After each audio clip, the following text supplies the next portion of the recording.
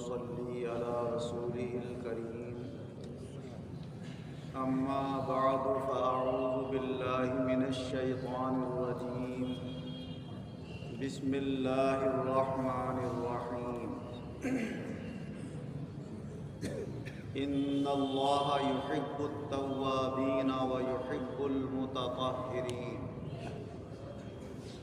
اللہ تبارک و تعالی اپنے کلام عظیم میں ارشاد فرما رہا ہے کہ بے شک اللہ تعالی توبہ کرنے والوں کو پسند فرماتا ہے اور خوب پاک صاف رہنے والوں کو پسند فرماتا ہے۔ اللہ تبارک و تعالی نے اپنی پسند کی دو چیزیں اپنے بندوں کے سامنے رکھ دی اور کوئی مشکل اور دشوار نہیں۔ کوئی غلطی ہو جائے اور بندہ اللہ سے کہہ دے اے مولا مجھ سے گناہ ہو گیا تو معاف فرما دے، میں اپنے گناہ سے توبہ کرتا ہوں، تو گناہ کی وجہ سے اللہ ناراض ہوتا، بندہ ناپسند ہوتا، اور اسی کا جب الٹا بندے نے کیا گناہ کے بعد توبہ کی تو اللہ کہتا اب تو مجھے پسند آ گیا۔ تو پسند آنے کا بھی ایک بہانہ ہے۔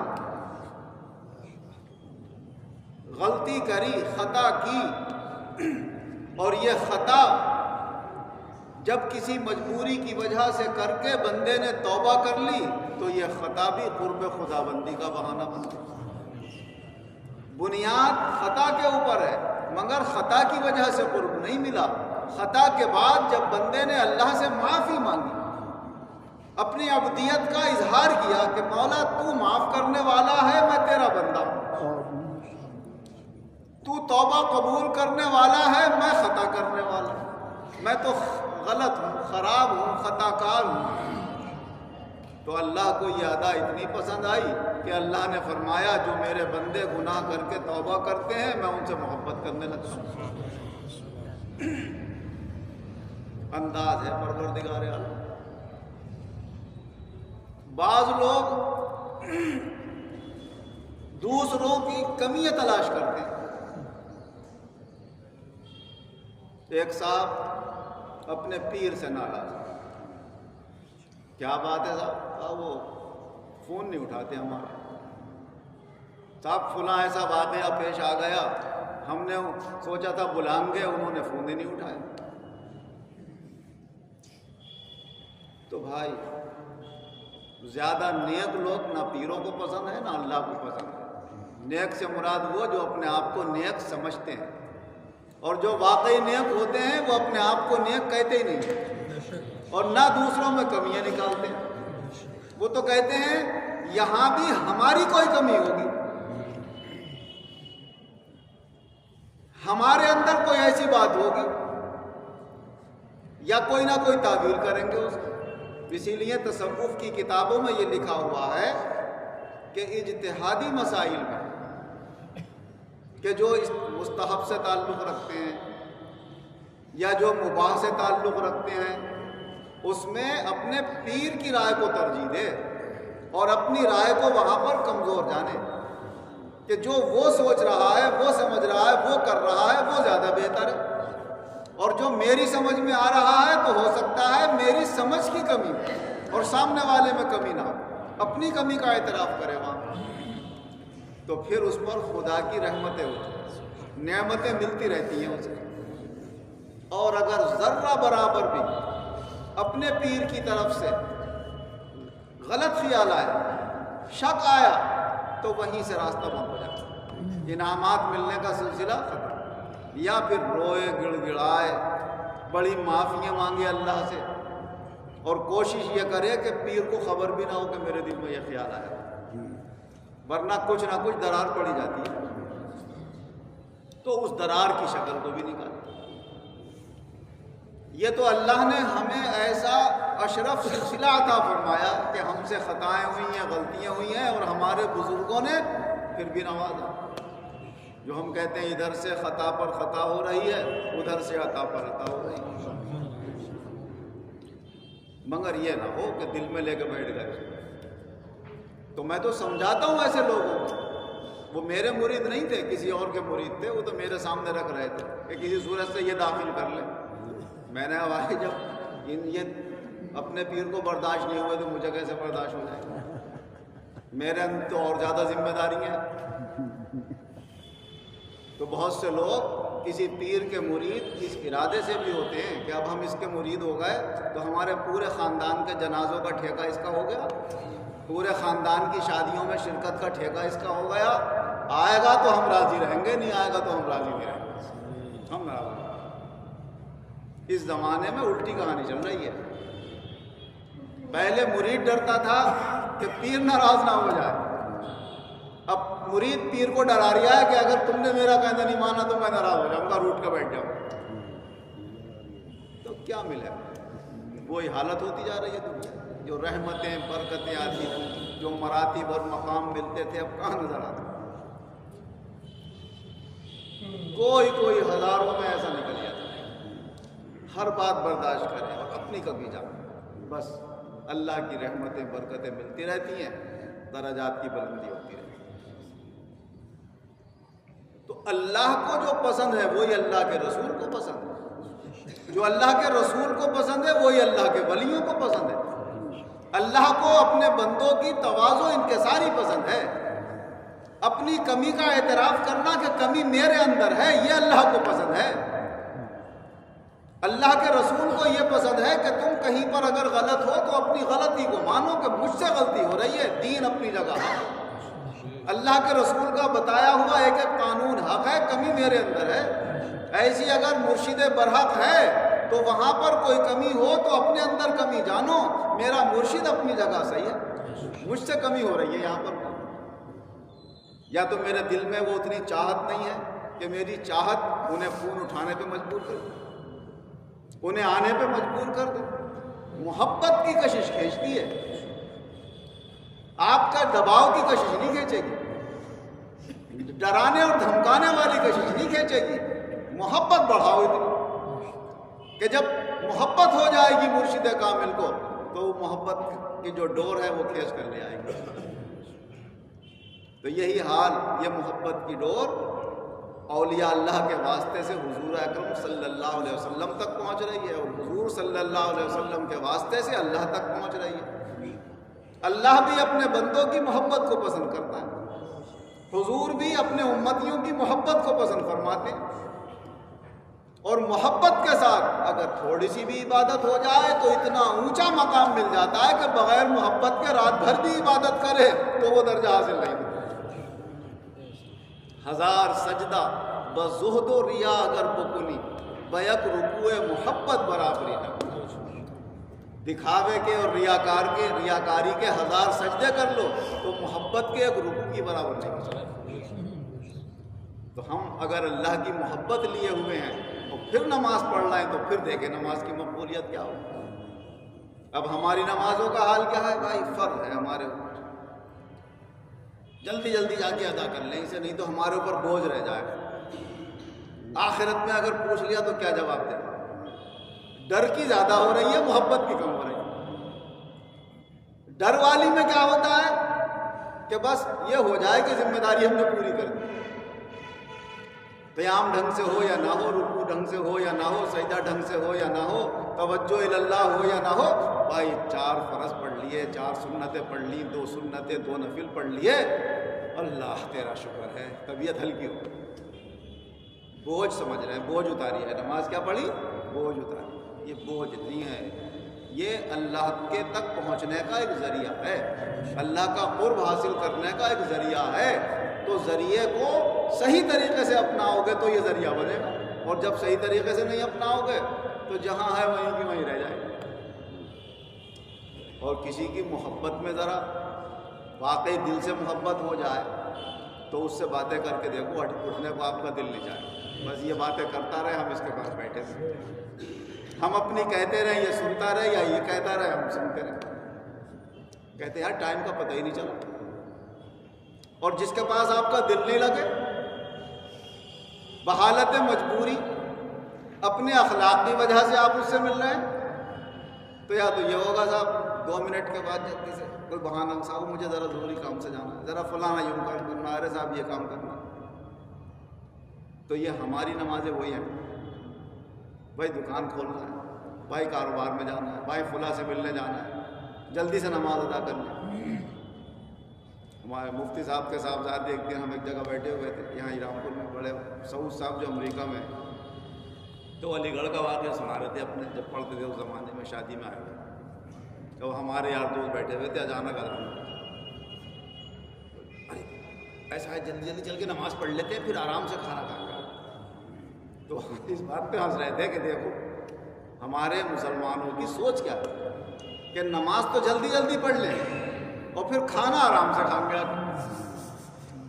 کیوں؟ کھانے کو ہمارا دل طلب کر رہا ہے، ہمارا نفس طلب کر رہا ہے، ہماری خواہش طلب کر رہی ہے، تو وہ ہم خواہش کے ساتھ کر رہے ہیں، اور یہاں خواہش نہیں ہے، اللہ کے دباؤ میں کر رہے ہیں کہ اللہ نے ہمارے اوپر ایک نعوذ باللہ گویا کوئی بوجھ لا دیا ہے ہمیں یہ بات.